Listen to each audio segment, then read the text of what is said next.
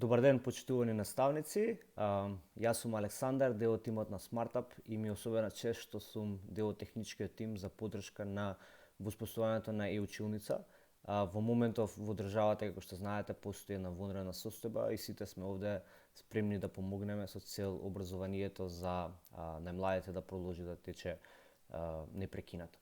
Во моментов, во склоп на ова видео, ќе ви објаснам за опцијата за highlighted mouse, односно подесување да вашиот курсор за маусот биде означен со жолта или со поинаква позадина со помош една алатка која што ја издвоивме за овој видео серијал, која што ќе ви биде мощна корисна при креирањето на вашите предавања кои што ќе ги поставиме на веб платформата.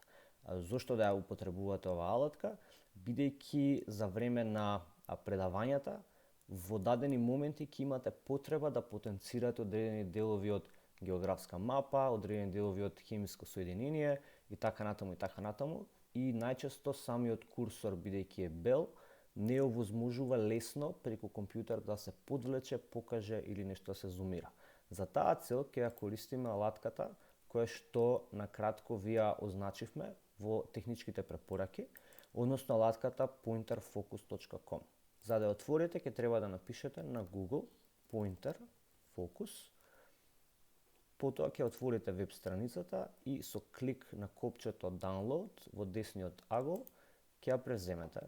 По преземањето на апликацијата, откако ќе ви се симне, значи треба само да го отворите фајлот, кликнувате Yes, потоа кликнувате OK, Next, ги прифаќате условите за користење, и потоа избирате каде ќе ја симнете, односно каде ќе инсталирате вашата апликација.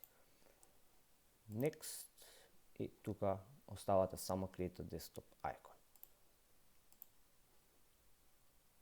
Finish, ова треба да ви биде селектирано. Откако ќе завршите инсталацијата, ќе забележите дека ќе ви се појави едно вакво иконче, кое што всушност е интерфејсот, односно начинот на кој што употребувате оваа апликација. Апликацијата е наменета пред се за онлайн, односно едукатори и дава неколку можности.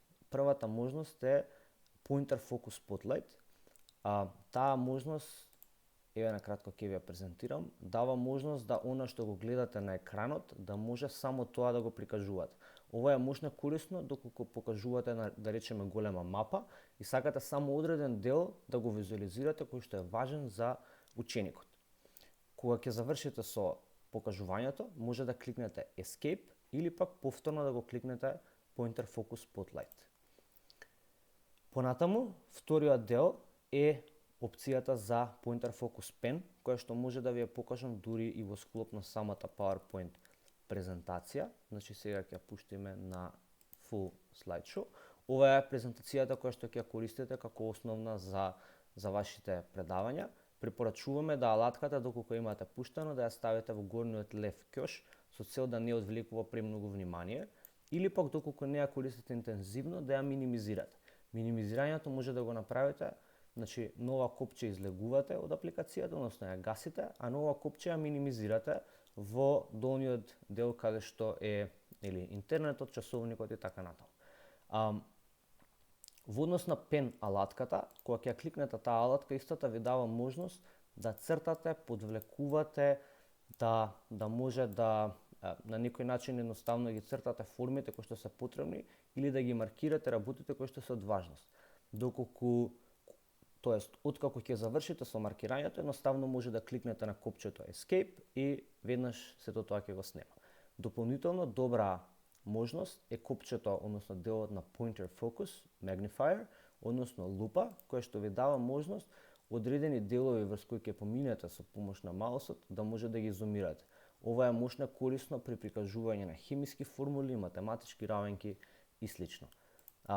Главниот и најважен дел, всушност, од самата апликација е делот на highlight, кој што во моментов не беше активен, меѓутоа може да го исклучите на ова копче овде.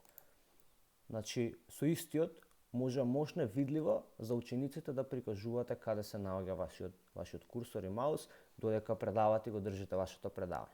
Како што ќе продолжувате во презентацијата, важно ќе биде само да кликнете на истата за да може да се селектира, за да може да продолжите да ја вртите во наредните слайдови.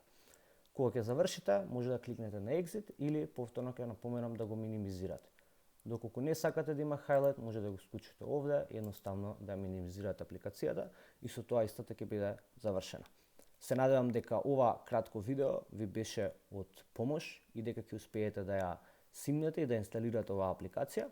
Верувам дека брзо ќе се снајдете, меѓутоа за секој случај доколку ви е потребна техничка поддршка во склоп на техничките препораки кои што ги изготвивме за e-училницата, на најдолниот дел е оставен мојот контакт и мојот имејл.